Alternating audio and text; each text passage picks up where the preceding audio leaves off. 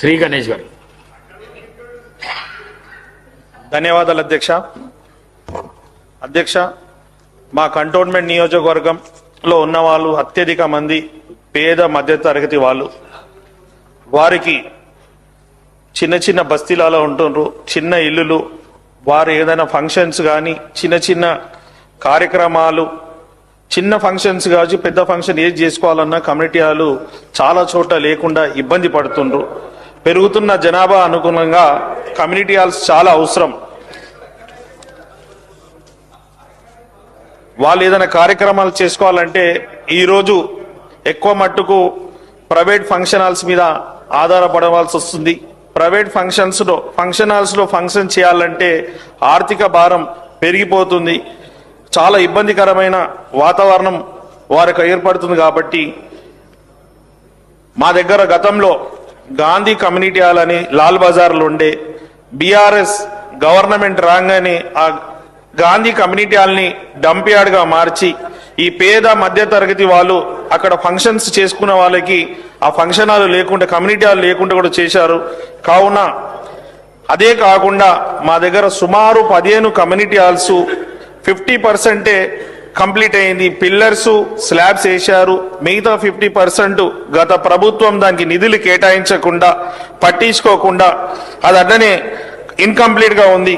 కావున తమరు ద్వారా గౌరవ ముఖ్యమంత్రి గారికి నేను విజ్ఞప్తి చేస్తున్నాను, ఇన్కంప్లీట్లు ఉన్న కమ్యూనిటీ హాల్స్ కి నిధులు కేటాయించాలి.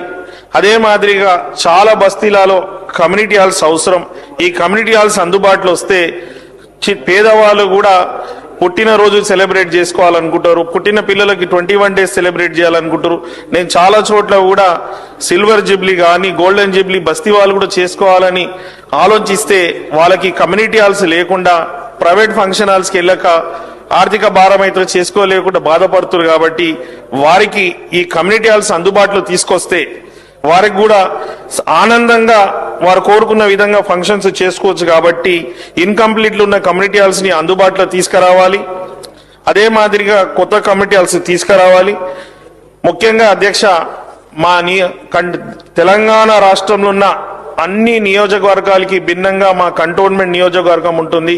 మా కంటోన్మెంట్ కాన్స్టిట్యున్సీలో అత్యధిక శాతం కంటోన్మెంట్ బోర్డు, ఆ బోర్డు వచ్చి సెంట్రల్ అధీనంలో ఉంది. కాబట్టి గత ప్రభుత్వం పట్టించుకోక, కేంద్రం కూడా ఎలాంటి సహకారం అందించకుండా ఈ కమ్యూనిటీ హాల్స్ ఎన్నో రోజుల నుంచి పేద ప్రజలు ఇబ్బంది పడుతున్నా వారికి ఎవరు పట్టించుకోలేదు. కాబట్టి తమరి ద్వారా గౌరవ ముఖ్యమంత్రి గారికి నేను విజ్ఞప్తి చేస్తున్నాను, ఎంత తొందరగా అయితే అంత తొందరగా ఇన్కంప్లీట్ ఉన్న కమ్యూనిటీ హాల్స్ కి నిధులు కేటాయించాలని, కొత్త కమ్యూనిటీ హాల్స్ కి డబ్బులు కేటాయించాలని, ఒక 2 పెద్ద ఫంక్షన్ హాల్స్ కూడా మ్యారేజెస్ చేసుకోవడానికి కేటాయించాలని తమరి ద్వారా గౌరవ ముఖ్యమంత్రి కోరుతూ అవకాశం ఇచ్చినందుకు ధన్యవాదాలు అధ్యక్ష. గణేష్ గారు అడిగిన దాంట్లో మాకు అవకాశం ఇచ్చారు, ధన్యవాదాలు. మినిస్టర్ గౌరవ సభ్యులు శ్రీ గణేష్ గారు, మొదటగా శ్రీ గణేష్ గారు చేసిన ప్రస్తావన అధ్యక్ష, కంటోన్మెంట్ కు సంబంధించిన వ్యవస్థ పరంగా they have their own board అధ్యక్ష. వారికి కూడా కంటోన్మెంట్ నియోజకవర్గానికి ప్రతినిధిగా వారికి తెలుసు. అక్కడ వారికి సంబంధించిన స్థలాలు కానీ, స్థలాలపైన నిర్మాణాలు కానీ ఆ కంటోన్మెంట్కే పూర్తి స్థాయిలో సర్వాధికారాలు ఉంటాయి అధ్యక్ష.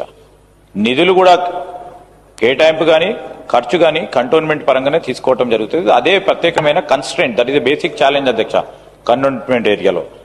అయితే రాష్ట్ర ప్రభుత్వం తరఫున కూడా కంటోన్మెంట్ కు సంబంధించిన అధికారులతో కూడా మా పరంగా కూడా మాట్లాడటం జరుగుతుంది అధ్యక్ష. పాజిటివ్ గా డెసిషన్ తీసుకోవాలని ప్రభుత్వ పక్షాన కూడా ఈరోజు కేంద్ర ప్రభుత్వానికి సంబంధించిన ఈ కంటోన్మెంట్ వ్యవస్థను కూడా తప్పకుండా మేము కన్విన్స్ చేసే ప్రయత్నం చేస్తామని, మిగిలిపోయిన అసంతృప్తిగా ఉన్న కమ్యూనిటీ హాల్స్ నిర్మాణం వెంటనే మా డిపార్ట్మెంట్ కు, మున్సిపల్ కార్పొరేషన్ కు సంబంధించిన డిపార్ట్మెంట్ వారు కూడా ఎక్కడైతే ఇన్కంప్లీట్ కమ్యూనిటీ హాల్స్ ఉన్నాయో వారికి నిధులు కేటాయింపు చేసే కార్యాచరణ తీసుకుంటాం.